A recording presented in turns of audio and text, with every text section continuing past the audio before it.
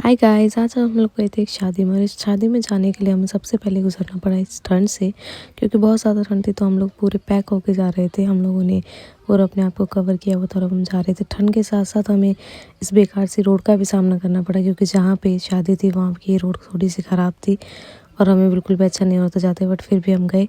तो फाइनली इस रोड से निकल कर हम पहुँच जाते अपने वेन्यू पे और फाइनली हम अपने वेन्यू पे पहुँच गए हैं। यहाँ पे आने के बाद हमने देखा कि बहुत सारे खाने के स्टॉल लगे हैं। फिर हमने सारे खाने के स्टॉल पे गए और अचानक से फिर हमारी नज़र पड़ी एक जगह पर जहाँ पे बहुत सारी भीड़ लगी थी। तब पता चला कि वहाँ पे चिकन कबाब मिल रहा है और आई लव चिकन। तो फिर भी वेट किया जब तक थोड़ी जगह खाली हुई, फिर हमने जाके फाइनली चिकन कबाब भी खाया। उसके बाद फिर हम चले गए अंदर मेन कोर्स की तरफ। फिर मेन कोर्स में भी चिकन था एंड आई लव चिकन। फिर मैंने फिर से चिकन खाया, फिर रबड़ी खाई, फिर आइसक्रीम भी खाई। और ये है मेरी मम्मी और ये मेरी चाची आइसक्रीम खाते हुए।